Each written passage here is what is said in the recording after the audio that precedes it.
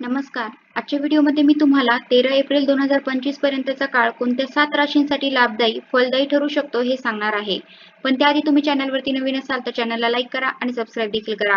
कमेंटमध्ये श्री स्वामी समर्थ लिहायला विसरू नका. 13 एप्रिल 2025 पर्यंतचा काळ 7 राशींसाठी लाभदायी, फलदायी ठरू शकतो. कोणत्या आहेत त्या 7 राशी आणि असा कोणता लाभ त्यांना होणार आहे? चला जाणून घेऊया. 14 मार्चला सूर्याने मीन राशीमध्ये प्रवेश केलेला आहे आणि साधारण पुढचा 1 महिना सूर्य मीन राशीमध्ये गोचर करेल, म्हणजेच 13 एप्रिल पर्यंत. सूर्याच्या मीन राशीतील प्रवेशाने अनेक अद्भुत योग, राजयोग, शुभयोग जुळून आलेले आहेत, ज्याचा लाभ 7 राशींना होऊ शकतो. त्या 7 राशींपैकी सगळ्यात पहिली रास आहे मेष रास. मग मेष राशीला नक्की कशा प्रकारचा लाभ होणार आहे? तर धाडसाच्या आणि पराक्रमाच्या जोरावर मेष राशीची लोक या काळात यशस्वी होताना दिसतील. त्याचबरोबर त्यांच्या कार्यक्षमतेतही वृद्धी होईल. खर्चात थोडी वाढ होऊ शकते, आर्थिक नुकसान सुद्धा होऊ शकतं, तिथे काळजी घेण्याची गरज आहे. पण परदेशाशी संबंधित कार्यात तुम्हाला यश मिळेल.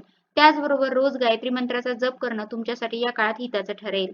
त्यानंतरची दुसरी रास आहे वृषभ रास. वृषभ राशीसाठी हा एक महिना अनुकूल म्हणावा लागेल. प्राप्तीत वाढ होऊ शकते, सामाजिक कार्यात सुद्धा तुम्हाला यश दिसून येईल.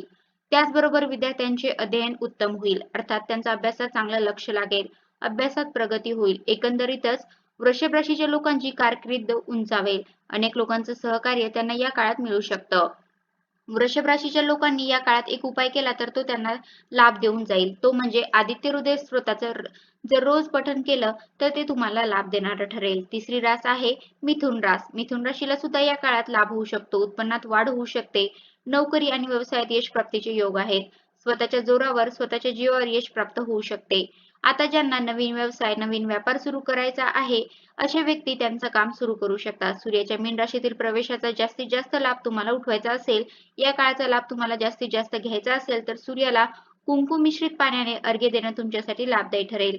म्हणजेच काय करायचं आहे? सकाळी लवकर उठायचं, स्नान करायचं आणि बरोबर सूर्योदयाच्या वेळेला तांब्याचा एक कलश घ्यायचा, शुद्ध पाणी त्या कलशामध्ये भरायचं आणि त्यामध्ये कुंकू टाकायचं आणि हे पाणी सूर्याला अर्पण करायचं. हे करणं, हा उपाय करणं तुमच्यासाठी लाभदायी ठरू शकतं. तुमच्या करिअर, व्यवसाय तुम्हाला प्रगती करून देणारं ठरू शकतं.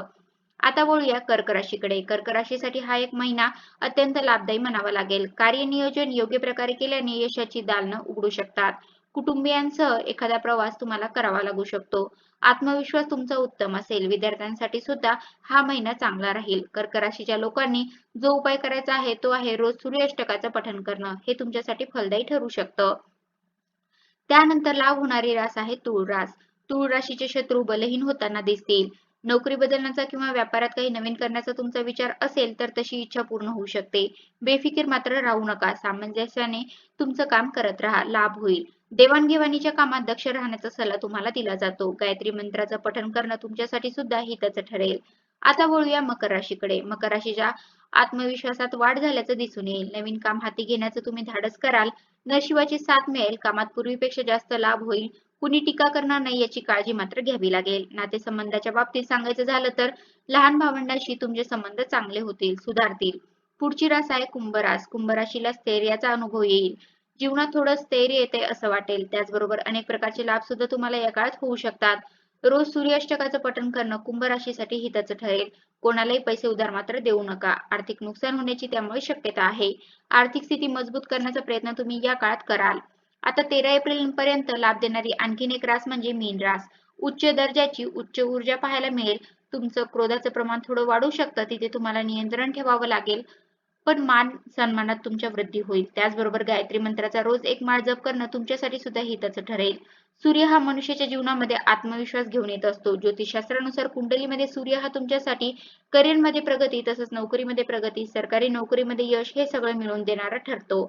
म्हणून सूर्य कुंडलीत मजबूत असणं आवश्यक आहे. सूर्य ज्यांचा कमकुवत असतो त्यांच्यात आत्मविश्वासाची कमतरता असते. जर तुम्हालाही असं वाटत असेल की तुमच्यात आत्मविश्वासाची कमतरता आहे, तर सूर्य उपासना करण्याचा सल्ला ज्योतिषशास्त्र तुम्हाला देईल. त्यासाठी तुम्हाला काय करायचं? एकतर तुम्ही आदित्य हृदय स्तोत्राचं रोज पठण करू शकता. तुम्हाला ते जमणार नसेल तर रोज सकाळी लवकर उठून सूर्याला अर्घ्य अर्पण करायचं. अर्थात तांब्याचा एक कलश घ्यायचा, त्यामध्ये लाल चंदन किंवा कुंकू टाकायचं, एखादं फूल मिळालं तर टाकायचं आणि ते फूल त्या पाण्यासह बरोबर सूर्योदयाच्या वेळेला सूर्याला अर्पण करायचं. साधा सोपा उपाय आहे. सलग काही दिवस हा उपाय केला तरी तुमच्या जीवनात सूर्यनारायणाच्या कृपेने सकारात्मकता येईल.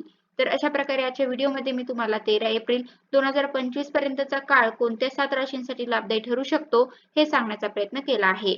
कसा वाटला तुम्हाला माझा आजचा व्हिडिओ कमेंट करून नक्की सांगा. धन्यवाद.